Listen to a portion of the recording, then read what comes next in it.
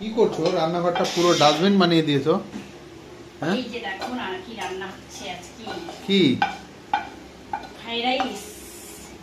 Wow, fried rice হলো, আর এদিকে হলো আচ্ছা এইদিকে ফ্রাইড রাইস। এটা কি? চিকেন। চিকেন কষা। তো চিকেন আচ্ছা কষা আচ্ছা, করবো না, চিকেন কারি। চিকেন কারি এইদিকে হচ্ছে, আর এইদিকে হচ্ছে নিচে ফ্রাইড রাইস অলরেডি রেডি হয়ে গিয়েছে। হ্যাঁ, গরম গরম। হ্যাঁ, এটা একটু ঠান্ডা হোক, ফ্রাইড রাইস আচ্ছা। গরম ভালো লাগে না, একটু ঠান্ডা হলে ভালো লাগে। তার জন্য দেখো ঘেমে টেমে একদম ঠান্ডার সময় একদম অস্থির হয়ে গেছে। প্রচুর রান্না বান্না হচ্ছে আজকে। গুড্ডুর বার্থডে গেছে কদিন হলো, গুড্ডুর বার্থডে সেলিব্রেট হয়নি আজকে।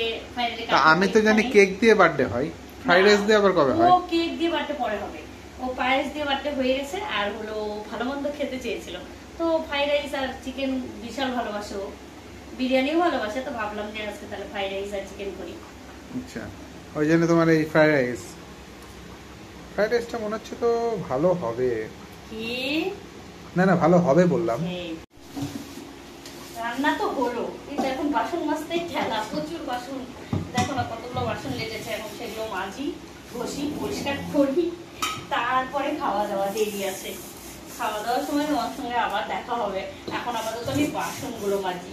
গুড্ডুর বার্থডে তো কয়দিন হলো গেল, জানো তোমরা সবাই, তোমাদের সাথে একটু হলেও শেয়ার করেছিলাম। তবে বার্থডে সেলিব্রেট করলাম না এবছর, কারণ ওর একদম এক্সামের মধ্যে বার্থডে পড়েছে। তো এক্সামের মধ্যে বার্থডে করব, 1 নম্বর কথা, 2 নম্বর এখান থেকে রুম ছাড়ারও আমাদের সময় হয়ে গেছে। এই কারণে বার্থডে আর সেলিব্রেট হলো না, ওই জাস্ট একটুখানি পায়েস করে দিয়েছিলাম। তারপরে ও বলছিল মা ভালো মন্দ খেতে হবে, আমার বার্থডে হলো। তো আমি বললাম ঠিক আছে, তাহলে ওকে বললাম বিরিয়ানি করে দিচ্ছি। তো বললো যে না, বাবা নেই, আজকে বিরিয়ানি খাবো না, যেদিনকে বাবা থাকবে সেদিনকে তুমি করো। তো প্রথমে ভেবেছিলাম বিরিয়ানি বানাবো, তারপরে আবার কি মনে হলো, ভাবলাম যে অনেক দিন ধরে ফ্রাইড রাইস খাওয়া হয়নি, তো না তাহলে ফ্রাইড রাইস বানাই, আর ওইদিকে একটু চিকেন কারি করে নেই, তাহলে আজকে রাত্রিবেলাও খাওয়া হয়ে যাবে, প্লাস কালকে দিনের বেলাও হয়ে যাবে। এখন তো ঠান্ডার দিন, বাসি মাংসটাও খেতে বেশ ভালোই লাগে, গরম করে নেই যদিও। তো এই তো রান্নার মধ্যে ফ্রাইড রাইসটা হয়ে গেছে, আর ওদিকে চিকেনটা ফুটছে।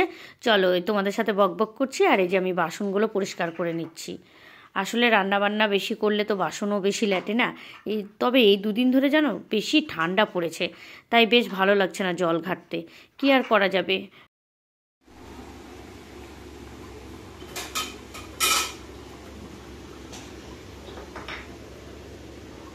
শিলনোড়াটাতে একটুখানি আমি গরম মশলা বলতে ওই যে সাদা এলাচ বেটেছিলাম, কারণ ওই যে ফ্রাইড রাইসে দিয়েছিলাম তো, সেই কারণে। আর এদিকে চিকেনটাও আমার ফুটছে। ওদিকে আমি না আজকে ইয়েটাতে করেছিলাম, ননস্টিকটাতে করেছিলাম ফ্রাইড রাইসটা, কারণ এই কড়াইটাতে হতো না, আমার অনেকটা ফ্রাইড রাইস ছিল তো।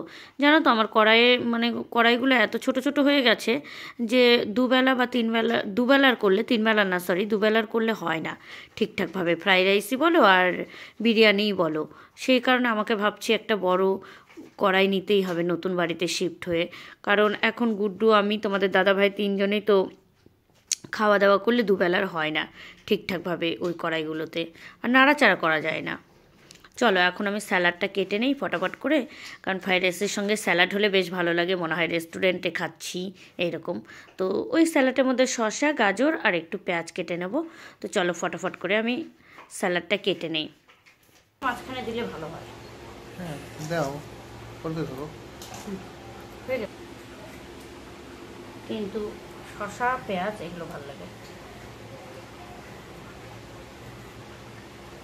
এই দেখো 3 পিস, 3 জনের জন্য। স্যালাড কাটা কমপ্লিট। তো এবারে ছোবা টোবাগুলো সব কিছু ক্যারি ব্যাগে করে ঢুকিয়ে রাখি। কালকে ওদিকে ডাস্টবিন জড়ো হয়ে গেছে অনেকটা ঘরে, কালকে তোমাদের দাদাভাই আর আমি দুজন মিলে গিয়ে ফেলে দিয়ে আসবো। আজকে বারটা হলো শনিবার, শনিবার রাত্রিবেলার ভিডিও এটা যদিও, আর কালকে রোববার আছে মানে সানডে। কালকে অনেক কাজ কমপ্লিট করতে হবে জানো তো, আর তো যাবার মাত্র কয়েকটা দিন, আর তাই ভাবছি যে অনেক কিছু রেখে দিয়েছি ডাস্টবিন, ওগুলো গিয়ে ফেলতে হবে। ভালোই ঠান্ডা পড়েছে, ব্ল্যাঙ্কেট নিয়ে গুড্ডু এদিকে টিভি দেখছিল। হ্যাঁ, তো এই রুমটাতে যদিও এখন একটু ঠান্ডা কম, আর গুড্ডু তোমাদের দেখাচ্ছে যে ওর একটা দাঁত ফাইনালি নড়ে গেছে, ভীষণ ব্যথা কদিন ধরে দাঁতটা, তবে উঠছে না জানো তো দাঁতটা। একটুখানি লেগেই রয়েছে। ওর বাবাও আর সাহস পাচ্ছে না তুলে দেওয়ার দাঁতটা, তো ভাবছে যে লেগেই থাক, কারণ তুলে দিলে যদি আবার রক্ত বেরিয়ে যায় এই জন্য তুলতে পারছে না। এর আগেও এরকম দাঁতে ব্যথা নিয়ে খুব কষ্ট পেত, তারপরে কিছুদিন পর আবার তুলে উঠে গেছিলো দাঁতগুলো। ওর বাবাই তুলে দেয় ওগুলো, আমি তুলতে যাই না কারণ আমার ভীষণ ভয় লাগে। তো এই যে আর কি, চলো ওইদিকে আমার ফ্রাইড রাইসও কমপ্লিট হয়ে গেছে, চলো তাহলে ওগুলো সব নিয়ে যাই ওই ঘরে। মাংস কি হওয়ার মধ্যে?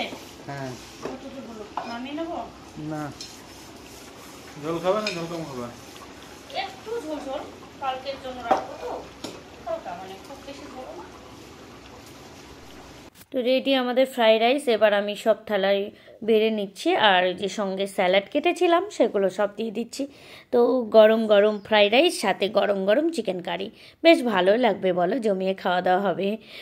আর গুড্ডুর বার্থডে উপলক্ষে এটা খাওয়া দাওয়া। তবে এবছরের বার্থডেটা সেলিব্রেট হয়নি, তাই বেচারার ভীষণ মন খারাপ। পরে অবশ্য দেখি হয়তো বা করতে পারি, কারণ এখনও তো ডিসেম্বর মাস যায়নি, সবে ডিসেম্বরের আজকে সবে মনে হয় 6 থেকে 7 তারিখ হবে হয়তো। আর গুড্ডুর তো বার্থডে এই গেল ডিসেম্বরের 2 তারিখে। তো চলো আজকের ভিডিওটা কেমন লাগলো জানিও কিন্তু, ঠিক আছে? আর কোথাও যদি ভিডিওটা ভালো লাগে তাহলে একটা লাইক করো, আর অবশ্যই গুড্ডুকে তোমরা অনেক অনেক আশীর্বাদ করো, ও যেন অনেক বড় হয়, সুস্থ থাকে, খুব ভালোভাবে মানুষ হয়, মানুষের মতো মানুষ। এইটুকুই তোমাদের কাছে চাওয়া শুধু। চলো এখন খাওয়া দাওয়া করে নিই। সবাইকে শুভরাত্রি জানিয়ে ভিডিওটা আজকের মতো শেষ করছি। দেখা হবে নতুন কোনো ভিডিও নিয়ে তোমাদের সঙ্গে নেক্সট দিন আবার। টাটা। মাংসটা দিও আগে। এখানে একটা মাংস আছে যেটা তুমি পছন্দ করো, ওটা আমি তোমাকে তুলে দেবো। চলো। Okay, thank you. Thank you very much. আপনারা লোভ দেবেন না সবাই। হ্যাঁ চলো, এই যে তোমাদের দাদা ভাইকে খেতে দেবো প্লেট ভর্তি করে। এই যে এই যে আপনাদের সামনে তৈরি হয়ে গিয়েছে, হ্যাঁ, চিকেন কষা, ফ্রাইড রাইস, তুমি এবার স্যালাড।